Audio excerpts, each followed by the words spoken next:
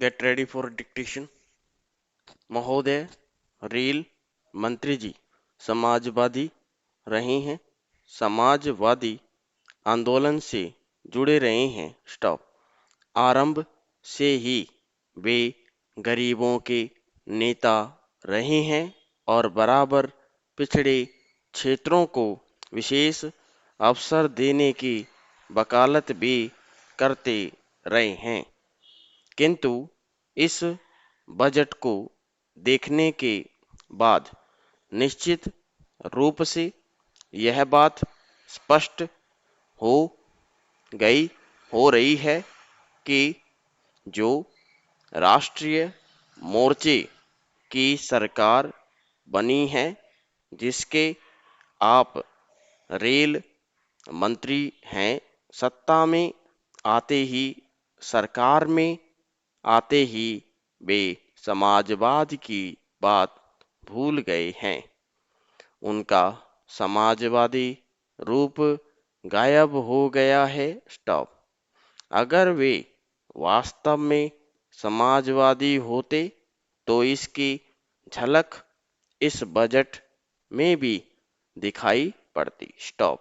निश्चित रूप से इस बजट में इसका आभास बिल्कुल भी नहीं हो रहा है। स्टॉप।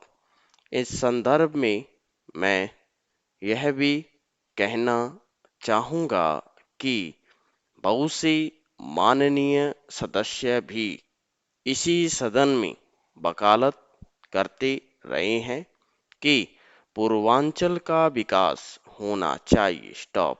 हमें वह दिन भी याद है जब आपके नेता ने लोकसभा में उस इलाके की गरीबी का उल्लेख किया था।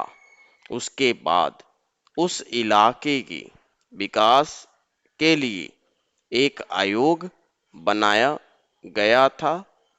स्टॉप। उसकी रिपोर्ट भी सरकार के पास आई, लेकिन फिर भी अनेक बजट आने के बाद भी उस इलाके के उत्थान के लिए कुछ विशेष नहीं किया जा सका है। स्टॉप। अब तक उस इलाके में रेल की सुविधाएं नहीं बढ़ सकी है। स्टॉप।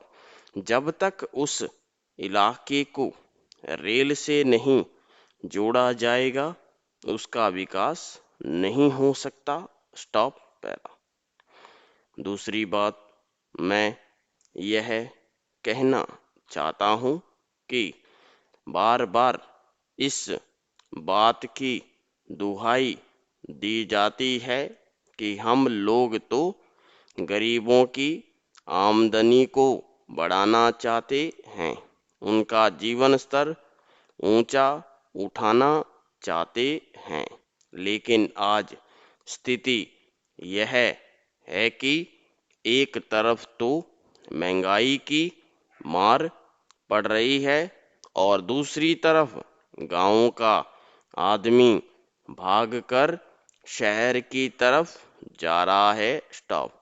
जब वह घर से बाहर निकलकर स्टेशन पर जाता है और अपनी जेब टटोलता है तो उसके पास किराए के लिए भी पैसे नहीं होते, क्योंकि सेकंड क्लास का किराया भी बहुत बढ़ा दिया है।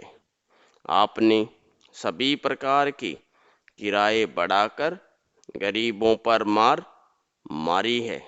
इसके लिए मेरा आग्रह है कि आपने जो रेल किराया बढ़ाए हैं उनको आप वापस लें ताकि गरीब जनता को राहत मिल सके। पैरा। श्रीमान, आज हमारे देश में हजारों नौजवान बेकार पड़े हुए हैं। जब वे शहरों में परीक्षा देने के लिए जाते हैं तो उनको भारी किराया देना पड़ता है। पैरा समाप्त।